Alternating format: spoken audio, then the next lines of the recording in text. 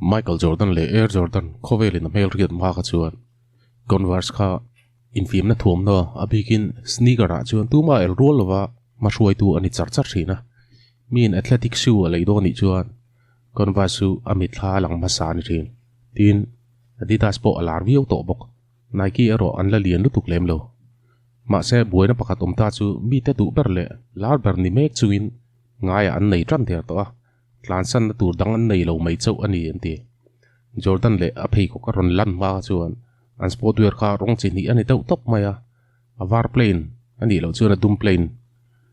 ani deuh top mai ma se kum sang kha zakwa somriat panga lo in her chuka sport lam thuang ko vela chuan me lung poimo Nike in ron phun kum ani khati un laya NBA ko vela mi thar mai lani Michael Jordan le Nike chuang contract an sign ta ole chiang zo ka soi fi turin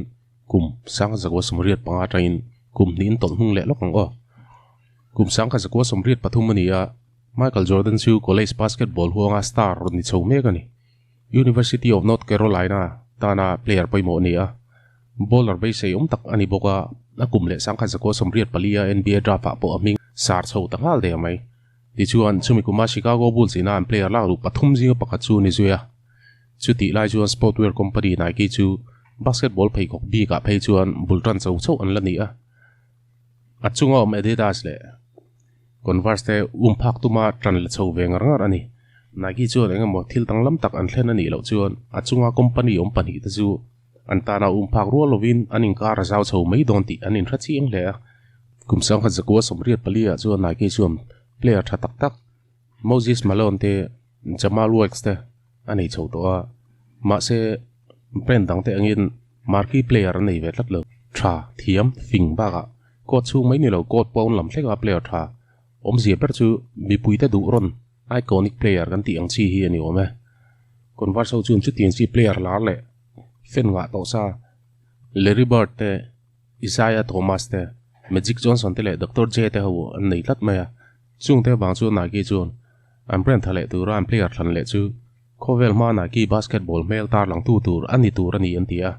mi tu emo sum don na khovela Nike profile sang taka vordor thei tur ko chung le entertainment khovel shim shima po fen thar tam tak Nike tana hi blue thei tur an dua an ril ro jam player no pangte mai pakachu hol san nei nge a ma se boina lian takom tu Michael Jordan chuan Nike ne na thodun adu tlat lo du lo satli ani loin adu lo hul hual le nga la di ome kan thria tu ro chu kum sang kha zakwa somriat palia kha chuan Michael Jordan hi kum so pakua pel or chaw ani a rol thar mai chaw ala ni ve a hun lai me patlei rol dang ang thoin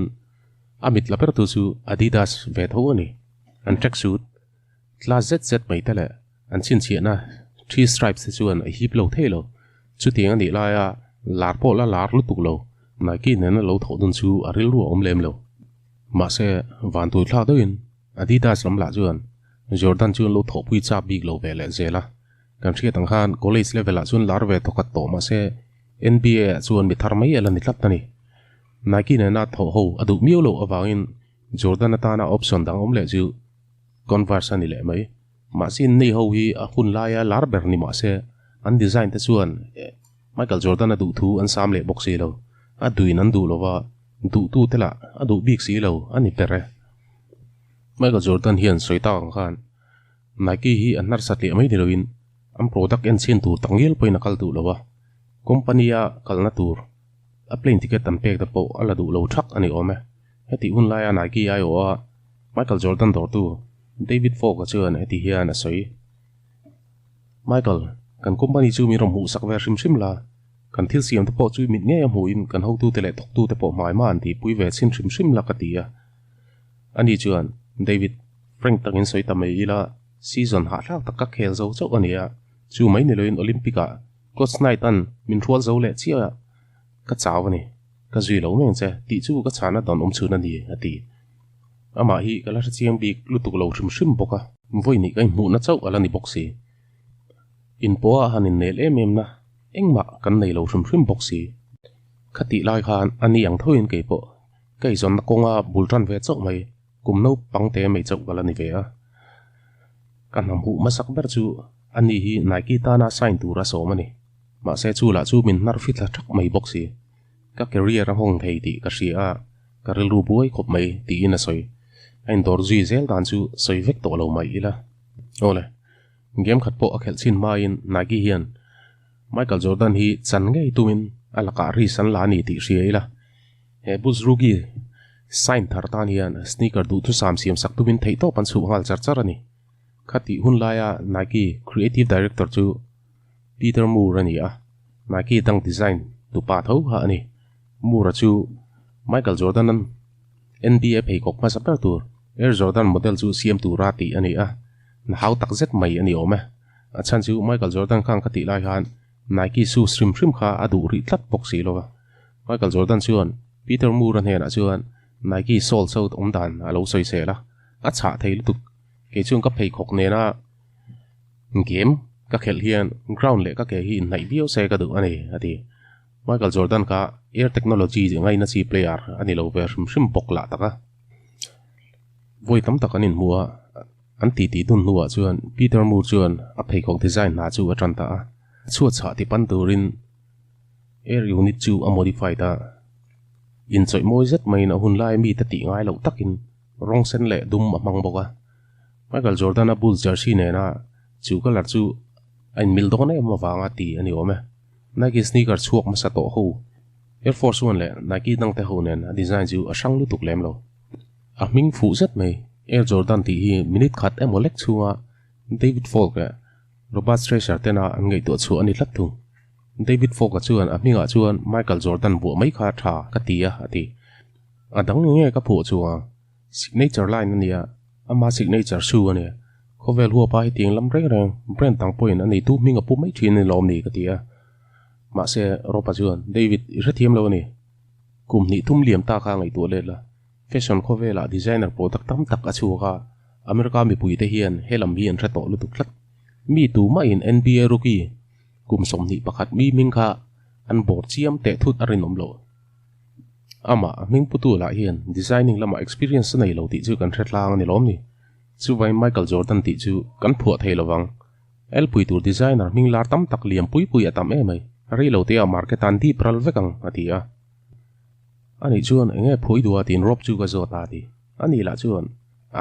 kha chui mo phurna lom atim hi mai box hi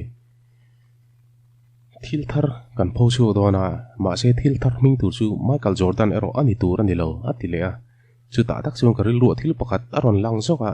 Nike chuan heti lai vel thoian running shoes thar atlang zar meka chu phei gok chu design chikat air soles anti mai hi akeng tela abuna tinomin chet vel potino me ma karil ru chuan boruak nia Michael hi great tang karania boruak ate hian athlok hi ni rot maya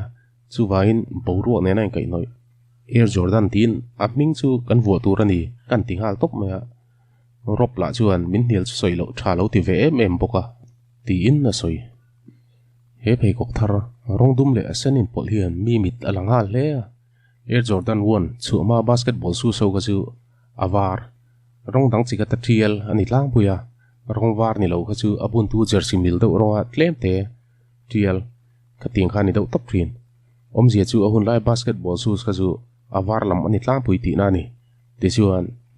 AJ1 aran so chi chu thom ran nei nga lak maya soi sel tu la anga na ro e basketball fans ta chuan an ngai nat le du ong chi player of the court do in dress tu na chuan an nei ve ta ani taka khang hun lai ka chuan entirnan Dr. J ang chi te kha chu suit nen designer clothes nen anin thom thin hlata normal people ta ngai nat ahara an mit ala lem lo thlat ta ni ti chuan thok le khata player no pang le thazet mai Michael Jordan le Air Jordan peigok tu lai tong kam taka peigok le abun tu street zet mai chu fashion ko vela aron lang ta thut mai le thil thar lam le thil thar ania a mai na tiang thil hi ko chhuah bu la ni ngai tlat lo basketball ko vela basketball ai thil lian jok a thleng me ka ni thluang takin thil akal chowa engkim ma fel chho zela ma se buina ron thleng ta tlat mai NBA chuan Nike hena le tar thlum lu tuk lem lo an fly ta tlat mai le chu le tara chuan an peikok Air Jordan color chuan National Basketball Association du dan arem lo ani tin an ron riat tira he thu chu he Michael Jordan le Nike company chu mi zong zong ngai event a hlo tir ta chu ai poimo chu mi ngai tu an lu ta ber tu jok chu a phei kho ga chu ani chu mi nu thil thleng chu marketing history a company chet na fu ber nia khovelin a soi zui tak chu ani Nike chuan NBA tanga an le ka mu chu an ngai mo lo lui anga Michael Jordan point a phei kho bun chuin game a khel zui zelang ti in thuluk nan siam ta ma se chu thuluk na wang ero chuan game tina dollar sanga an choi zel thung Nike hian fine choi hi an huam ani ngot lova chu chok chu an huam ani lo an maun zel ta na du thlan na har saber an risani ti sual chuan chu tilau September ni sompanga chuan Nike chuan basketball shoes nang lambi khovel mit mua pho chuka October ni sompari taron thleng chawa NBA chuan game pon lama chu sneaker chu a pei chu sakda der mai ma se thil pakhat omta chu NBA chuan chu phei ko ibun tu chu adang thei lo cha chu phei ko mithin ti te lu tu chu Nike ku chu Air Jordan ani he thil thlengina Air Jordan ta na hai pasiam na sakdan tur hi i hrethiam an ni la in chu rem chang chu an kalral tir lo chiang khop mai le NBA chuan Michael Jordan chu an bun lo tir thei ani ma na ma se ibun ero an dal thei lo che ni ati in thiam setin advertisement an siam ta chuai chuya mi pui poi na in chu na sa le bok ma se mi pui tam jok ten kan hriat lo chu he phei ko ki NBA in a ben tak tak em ti hi ani hei hi thu tik chu ni Jordan an sang hazago somri palia a rookie season na tan tir khan a phei ko bun kha Nike airship sani design chin hi avar le asenatial le adum le asenatial abun chok thina Nike chuan rong dum le asena intrial airship chu Air Jordan hun lo luari tura an bun tir ani a chan chu ka ti lai han la design make ani tlat ani na taka chuan NBA in an ben po kha aming putu chu Air Jordan ni ma se e Nike airship zoki ani anti tin ban anti em tur po ani leinem warning satli mai ani ain si dan kha en sian chuan an ti le zera ma se Nike o sun don thiam lutuk na khan ban angin atlang than tir ta chiam maya chu wa chuan he phei ko khian chan chinanga he phei ko khian bilar asiama he phei ko khian sumdam tak asiam phani kan ti thei ome sneaker head so chuan in rianga Michael Jordan a AJ version tin mai hian story ran nei loma kum sang kha zago somriat pariat tang contest sabun Air Jordan 3 te 97 finals famous flu game ti an sei zuita khami tuma bun AJ 12 te tin Michael Jordan an Chicago Bulls na championship title tumli na lak tum kha kan la thatha ome an sakchia lungsi Michael Jordan kha chuata a bokupa a trap zoi zeni kha Jordan khan apa achana la rei lova chuan he championship an lak ni takhi Father's Day ani bok tin chu mai ni loin kha game kha huneng ma chen basketball a chol san nuwa arong kir le tan tir ani boka khami tuma abun Air Jordan 11 po kha alar le ani kha tin kan thiat la re mem Space Jam a po han e version hi abuna amaro chu he phei kok nuwa number hi movie ka chuang kan thiat thin ang khan 23 NJ ka game abuna ero 45 aran chuang ta thung soizom zel cha om le me amaro chu AJ1 ani to box hi lo subject kan pel thui lu tuk don ole lo ngai la sak tu zong zong te in chu a long thu kan se a mi lo thlir sak zel tu ring kan